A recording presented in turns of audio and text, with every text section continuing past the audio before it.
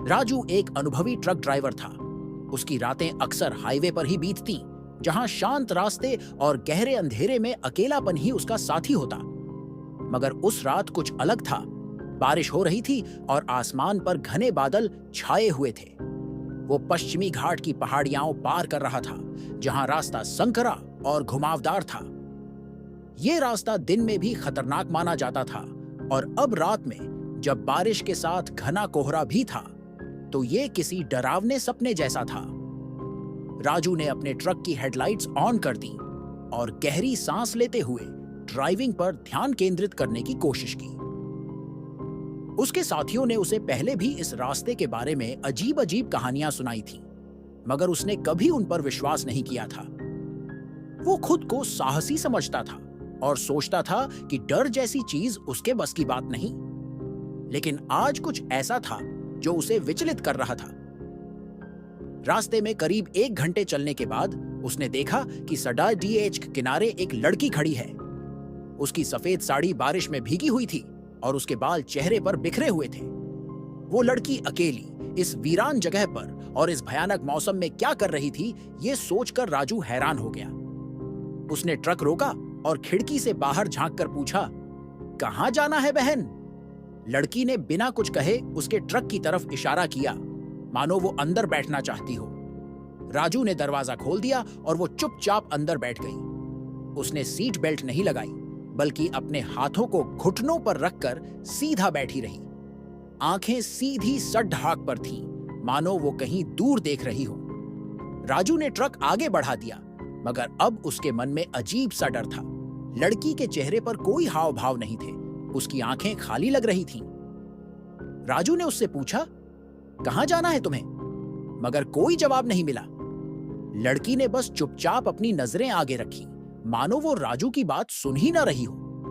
थोड़ी देर बाद राजू ने महसूस किया कि उसकी गाड़ी का वजन अचानक बढ़ गया है। ट्रक भारी सा महसूस होने लगा था। उसने पीछे मुड़कर देखा तो पाया कि पीछे की सीटें खाली थीं, मगर एक अजीब सी ठंडक थी, मानो वहां कोई हो। उसने नजरें फिर से सामने की ओर ध्यान देने की कोशिश की, मगर अब उसकी धड़कन तेज हो चुकी थी। उसे लगा कि शायद लड़की के पास बैठकर कोई और चीज भी ट्रक में आ गई है।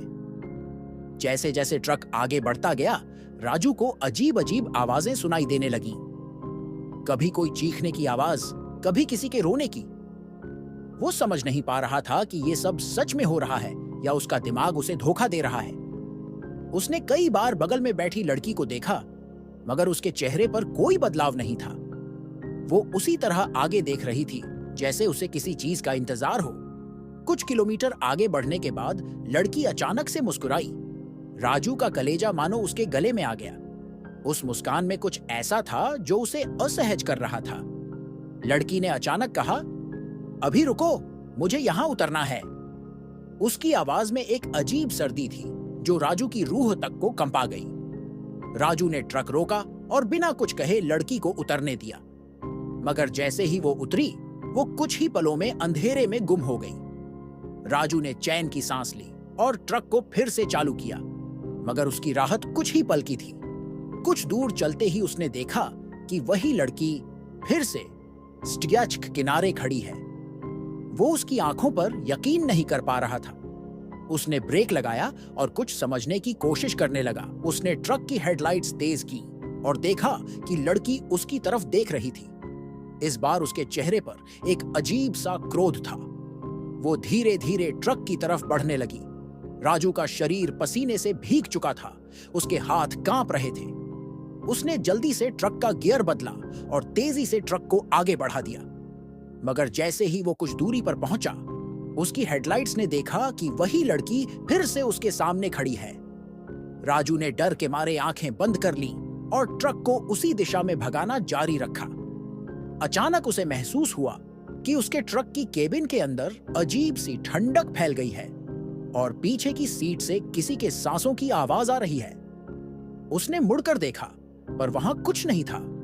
उसने गाड़ी की स्पीड बढ़ाई और वहां से निकलने की कोशिश करने लगा, मगर जितना वो तेज चलता, उसे उतना ही महसूस होता कि उसके साथ कुछ हो रहा है।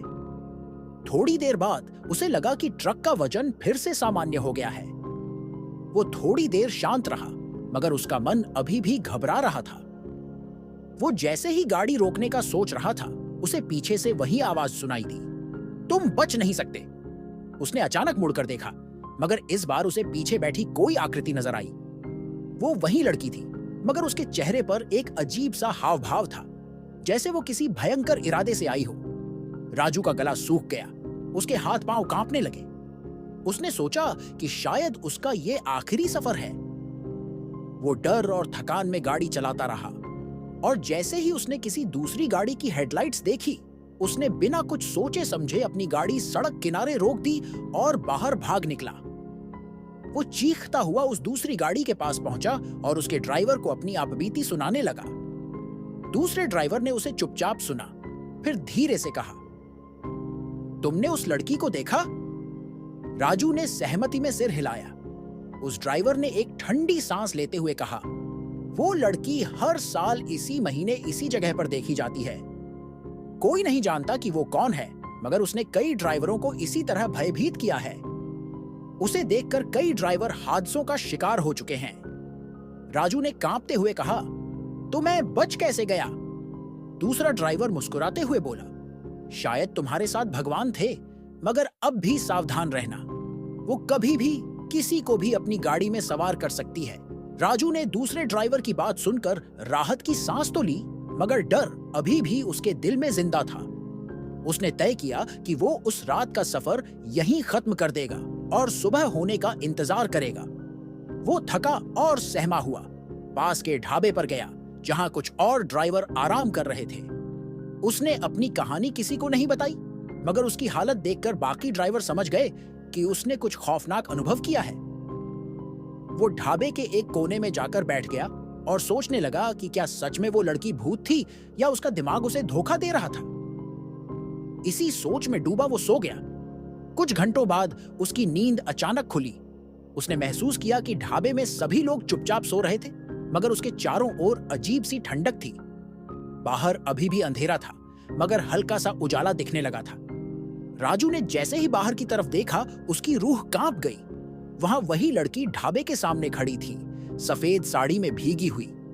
उसकी आंखें सीधी राजू की तरफ थीं और इस बार उसकी मुस्कान और भी ज्यादा खौफनाक थी। राजू ने घबराकर अपनी आंखें बंद कर लीं और मन ही मन प्रार्थना करने लगा। उसने ठान लिया कि वो अपनी नजरों को उस पर नहीं टिकाएगा। लेकिन कुछ देर बाद उसने महसूस किया कि कोई उसके पास आकर बैठ गया है। वो हिम्मत करके धीरे से अपनी आंखें खोलने लगा, मगर जब उसने अपनी बाईं ओर देखा तो उसकी सांसें थम गईं। वही लड़की उसके पास बैठी थी और इस बार उसने उसका हाथ पकड़ रखा था। उसके हाथ बर्फ जैसे ठंडे थे। राजू चीखना चाहता था, मगर उसके गले से कोई आवाज नहीं निकल रही थी। लड़की ने धीरे से कहा, तुम मुझसे दूर नहीं जा सकते। हर साल इसी समय मैं किसी न किसी ड्राइवर का इंतजार करती हूं, और इस बार मैं तुम्हारे साथ हूं। उसके चेहरे पर एक अजीब सी चमक थी और उसकी आंखें गहरे अंधेरे में चमक रही थीं। राजू ने किसी तरह खुद को संभाला और उसके हाथ से अपना हाथ छोड़ाकर भागने की कोशिश की। वो ढाबे से बाहर निकला और सीधे अपने ट्रक की तरफ दौड़ा। वो ट्रक में बैठा और इंजन चालू करने की कोशिश की, मगर ट्रक का इंजन बार बार फेल हो रहा था। तभी उसे पीछे वाली शीशे में एक परछाई दिखाई दी। वो वही लड़की थी जो अब भी उसकी तरफ बढ़ रही थी। आखिरकार राजू का ट्रक स्टार्ट हो गया और उसने ट्रक को पूरी ताकत से चलाना शुरू कर दिया। वो रास्ते में लगातार भगवान का नाम लेता रहा और जैसे ही सुबह होने लगी, धीरे धीरे उसे उस लड़की की परछाई गायब होती महसूस हुई। रास्ते में वो पुलिस चौकी के पास रुका और पुलिस वालों को पूरी कहानी सुनाई। पुलिस वालों ने उसकी हालत देखकर उसे पानी पिलाया और उसे बताया कि इस इलाके में कई सालों से ऐसे हादसे हो रहे हैं। उन्होंने उसे सलाह दी कि वो कभी भी किसी अजनबी को रास्ते में न बिठाए।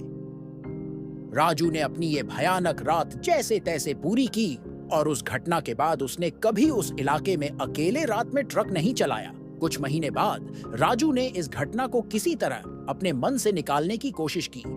उसने खुद को समझाया कि वो शायद एक भ्रम था, थकान और अकेलेपन का नतीजा।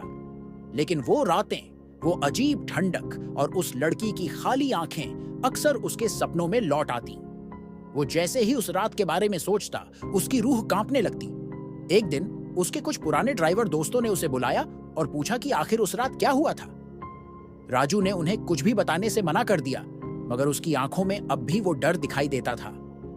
उसके एक दोस्त, जिसका नाम मंगतू था, ने उसे जोर देकर पूछा, कुछ तो है जो तू हमसे छुपा रहा है राजू, आखिर उस रात क्या देखा था?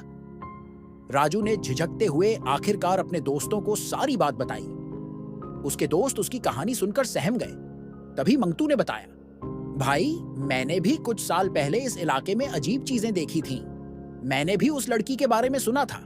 कई ड्राइवर बताते हैं कि उस लड़की का यहाँ भूत रहता है। कोई नहीं जानता कि वो कौन थी, मगर कुछ लोग कहते हैं कि उसका इसी इलाके में ट्रक से एक्सीडेंट हुआ था।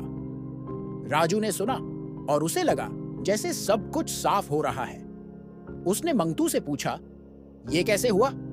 मंगतू ने बताया, कहते हैं कि वो लड़की किसी से मिलने के लिए भाग कर आई थी, मगर रात के अंधेरे में उसे किसी तेज रफ्तार ट्रक ने कुचल दिया।